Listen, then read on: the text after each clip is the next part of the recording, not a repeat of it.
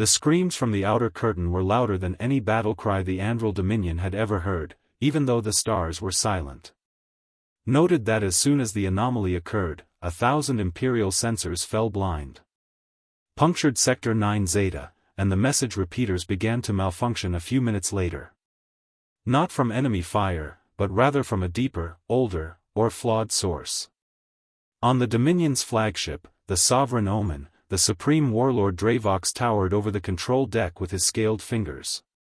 Tightened on the iron rail as the final broadcast from Station Merrick 4 played back, making a final crackling sound. Prior to it, there was nothing but a dead channel with no static. Replay the last 20 seconds, showing the technician's pallid face, Dravox's growling mandibles twitching in annoyance, and the voice, which was raspy and human-like and filled with pain and wonder, was obeyed by shivering. We ignited everything, and everything smiled. Everything's not a fleet, but a cemetery coming to life. Dravox had seen combat, and he had commanded the thunderous thud, screaming hush. 3 sentient races that were each resistive to the Dominion's control went extinct. Seen executions all across the world, yet in all the centuries of bloodshed and conquest, nothing sounded like genuine dread.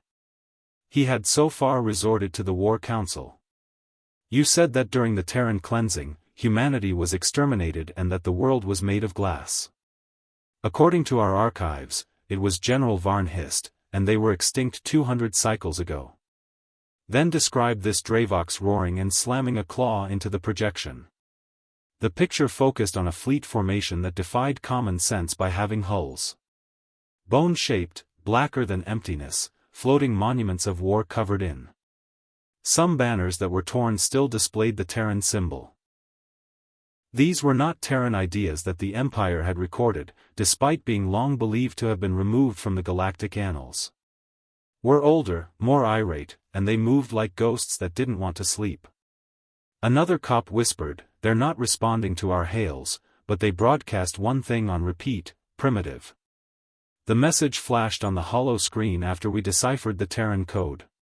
This time, there are no survivors, because the Dominion didn't believe in panic. Tolerable, but back in the ruins of Sol's outer rim, you could taste it in the air like poison. Captain Jace Harland was standing by himself in front of the altar on the bridge of the rogue Armada's lead ship. Was no longer a devout man after witnessing his house transformed into. "Ready them," he said quietly to his troops, erasing a memory from history. The legacy of the lost is now worn by upgraded warriors who previously carried dog tags. Nodded silently. After decades of exile, they were no longer really human. They had been changed by rage and fusion into something that even its creators were afraid of before their. While gazing out at the emptiness, Harlan muttered to himself, "They thought we died," as the creators disappeared. We now remind them of a voice that pierced his neurological peace. First touch with the Dominion forward scout was mechanical but feminine. They attempted to flee but were unsuccessful. "Good," he said with a gloomy smile, letting terror convey the idea that the Terrans are returning from the Sovereign Omen's battle chamber, which was filled with anxiety and blazing ozone. The Supreme Warlord Dravox's piercing gaze caused holograms to flicker. With each minute that went by on the television in front of him, his demeanor darkened. One by one, orbital feeds fell apart as the anomaly progressed. What had started as a strange sensor echoes from a lost system had now evolved into a minor curiosity. Into a complete security breakdown on the eastern side of the Dominion. "Give me a live feed," Dravox said, startling the closest police. Sand shook his head uneasily, and the technician's scales became pale. "We no longer have one because the last probe burned out while attempting to approach it. Before it disintegrated, it began to emanate human brain wave patterns." "Impossible," General Vaughn growled, twitching mandibles in shock that humanity lacked the technological ability to circumvent Dominion protocols, let alone. The technician muttered that they didn't change neural code frequencies, but something covering their face caused Dravox to clamp his claws around his Warthrone's armrest. "Deploy the 7th Fleet," I want the infestation to be smoldering and all of the system's atoms to evaporate. The holograms changed as orders spread throughout the Dominion's troops, and he didn't wait for protests. Massive carriers and dreadnoughts started to develop in sectors 14 through 18 of the hierarchy. Sufficient firepower to destroy a dozen dissident systems, so let them come. Growled, and while on board the main Terran warship, let's see if ghosts bleed. Captain Jace Harland, the enemy of stillness, was standing in front of a wall with names inscribed on it. Every single soul lost during the cleansing, some of whom he had fought, was burnt steel. He placed a gloved hand next to those people he had failed and some he had loved. Behind him, his second-in-command Ty, we didn't die for nothing. With gentle enhanced footsteps, Lauren came closer. Half of his body was now armor. The machine parts kept him fighting and breathing, not because he wanted to, but because they had to. Ty stated that they believe the 7th Fleets are causing the agony and that they should contact them within 18 hours. Instead of answering right away, Jake's gaze lingered on a name toward the bottom.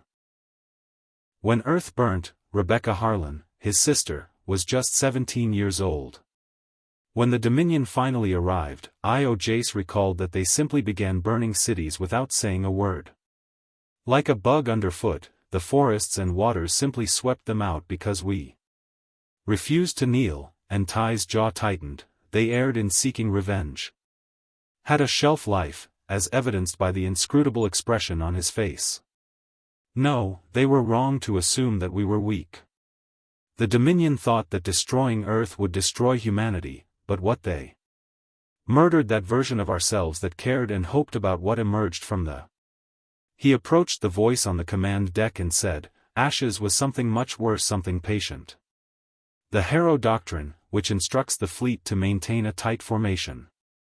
Commanders, no survivors, no signals, we erase them like they erased us. The nodded and made the command that was already being transmitted to the Death Armada's phantom network invisible.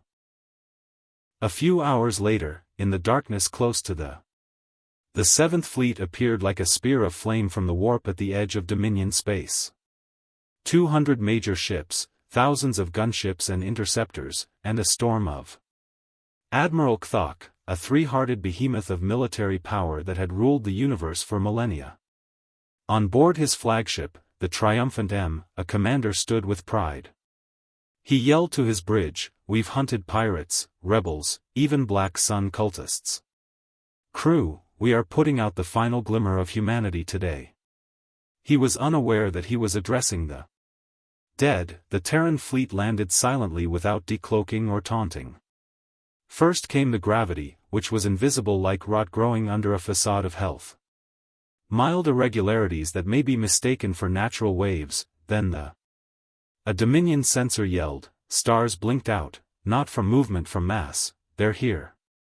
Officer, they're employing an unidentified method to get around our scanners. I don't even have hull signatures, so please invalidate the